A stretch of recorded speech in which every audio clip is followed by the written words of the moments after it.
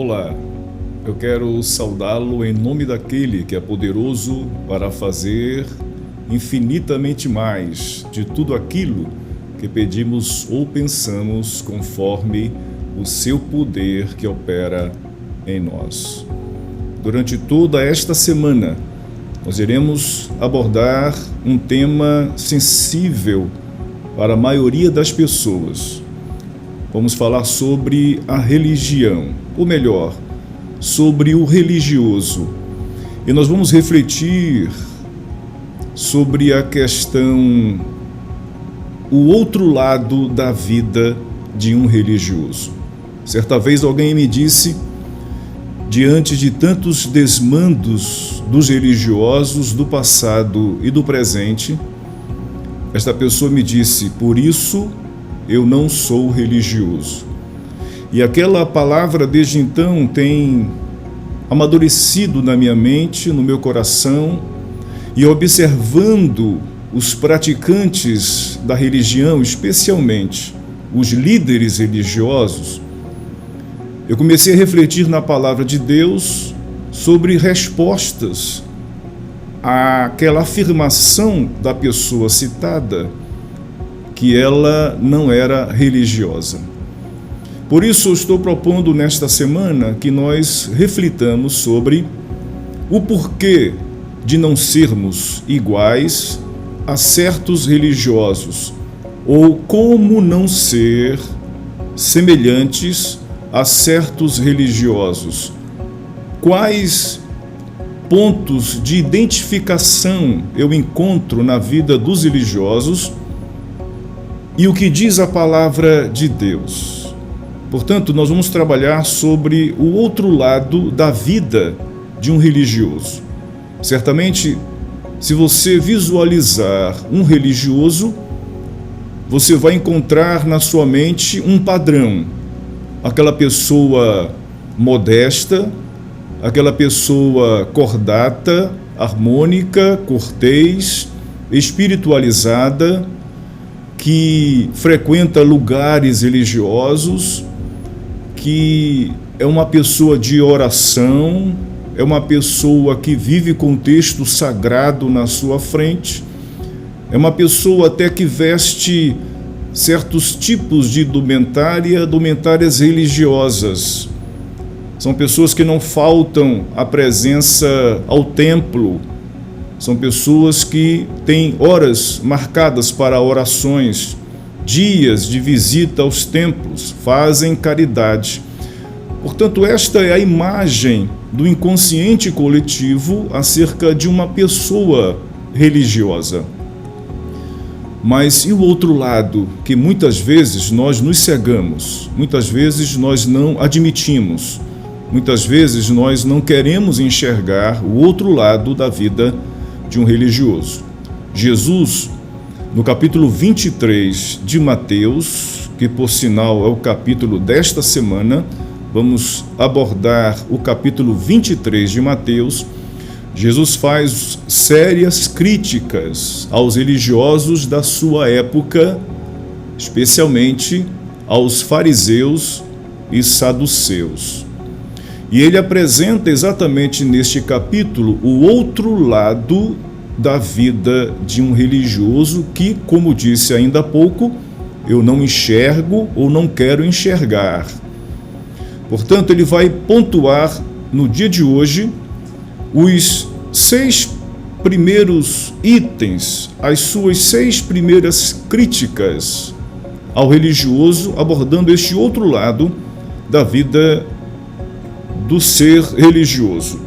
Capítulo 23 de Mateus começa assim: então Jesus falou às multidões e aos seus discípulos. Ele vai começar agora as suas primeiras 6 críticas ao religioso. Não à religião, não a todos os religiosos, mas a alguns religiosos, a alguns líderes da religião da sua época, e que certamente, se formos honestos, os encontraremos na nossa época, nas diversas religiões, inclusive, infelizmente, dentro das igrejas evangélicas, dentro do protestantismo, do cristianismo de hoje, do passado e de hoje, e talvez nunca deixaremos de enxergar, infelizmente, esse outro lado negro de um religioso. Ele apresenta a sua primeira crítica. Ele diz: os escribas e fariseus se assentam na cadeira de Moisés. Qual é a crítica de Jesus? O líder religioso, ele quer estar em destaque. Ele quer sentar na cadeira mais elevada da religião. Ele não quer mais sentar na plateia junto com os outros súditos da religião, outros fiéis da religião. Ele quer sentar na cadeira destacada e ele quer legislar. Ele quer dizer o que você tem que crer e a maneira como você tem que viver. Esta é a primeira crítica de Jesus. A segunda crítica, no versículo 3 do capítulo 23, Jesus diz a sua segunda crítica: portanto, fazei e guardai tudo o que ele vos disserem, mas não lhes imiteis as obras, pois não praticam o que dizem. Segunda crítica, eles falam coisas corretas, coisas certas para serem seguidas, mas eles mesmos não seguem aquilo que eles estão ensinando. Ensinam o amor, mas são pessoas de ódio. Ensinam a caridade, mas eles não tiram um centavo do bolso. E Jesus admite uma coisa na segunda crítica, que nós devemos fazer e guardar o que eles disserem, porque eles dizem coisas boas.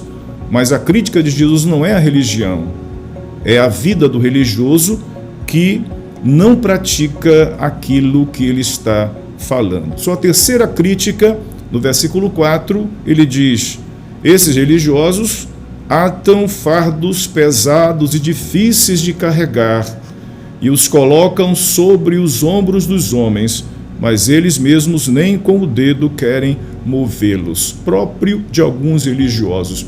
Colocam tanto peso da religião, colocam sobre os fiéis tanto peso da religião, mas eles mesmos não querem mover e tirar das suas próprias vidas. O peso é para o outro, o rigor da religião, do ascetismo, das peregrinações, dos longos jejuns, mas eles mesmos não fazem isto. Proíbem o uso da televisão, porque dizem que a televisão é o olho do diabo, mas eles mesmos têm telões nas suas mansões, próprio da religião.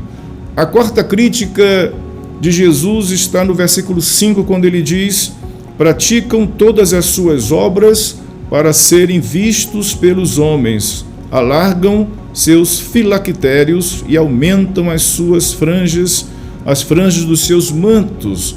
Eles fazem tudo não para a glória de Deus, não em segredo, como disse Jesus. Quando você der esmola, você não deve tocar trombeta. Quando você orar, entra no teu quarto em secreto. Quando você jejuar, lava o rosto para não mostrar que você está dias sem comer. O religioso não faz isso. Ele faz na frente de todo mundo e propaga isto para que ele receba o elogio, os parabéns dos outros homens. Por isso ele diz: praticam todas as suas obras para serem vistos pelos homens. No caso dos judeus, disse Jesus, eles alargam seus filactérios. Filactérios eram caixinhas, dentro dela alguns textos da Torá, ligadas a uma fita de couro que eles amarravam nos braços e colocavam também na testa, cada vez maiores, para mostrar que eles eram religiosos. A quinta crítica de Jesus está no versículo 6 do capítulo 23 de Mateus, que diz: gostam do primeiro lugar nos banquetes e dos primeiros assentos nas sinagogas. Eles gostam dos primeiros lugares, querem ver seus nomes citados. Quando chegam em público, querem que todo mundo se levante, que todo mundo preste reverência, que praticamente buscam adoração. O religioso é assim. Eles não mais comem comidas normais, eles querem os primeiros lugares nos banquetes e dos primeiros assentos nas igrejas, nos templos, assentos de destaque. A sexta crítica de Jesus está no versículo 7. Gostam, no versículo 6, dos primeiros lugares, e no 7, de serem cumprimentados em público e chamados de rabi pelos homens. Eles querem ser cumprimentados, ovacionados, aplaudidos, presenteados, porque eles se acham pessoas que não são ordinárias, eles são extraordinários. Então você percebe as 6 críticas de Jesus. Certamente, se formos honestos, iremos identificar essas 6 características do outro lado da vida de um religioso. Quero terminar esta palavra com o conselho de Jesus e a orientação para aquele que não quer ser igual a esses religiosos. Ele termina esta parte do texto dizendo o seguinte: vós, porém, isto é, vocês, ao contrário, não queirais ser chamados rabi, porque um só é o vosso mestre e todos vós sois irmãos. E ninguém na terra chameis vosso pai, porque um só é o vosso pai, aquele que está no céu. Nem queirais ser chamados guias, porque um só é o vosso guia, que é Cristo. Mas o maior dentre vós será vosso servo.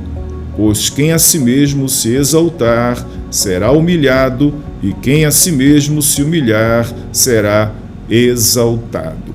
Orientações do Mestre para aqueles que querem fugir deste outro lado obscuro, negro, feio da vida de um religioso é, primeiramente, não chamar ninguém de pai, ninguém de mestre, porque Cristo lhe disse, Cristo que é o vosso guia.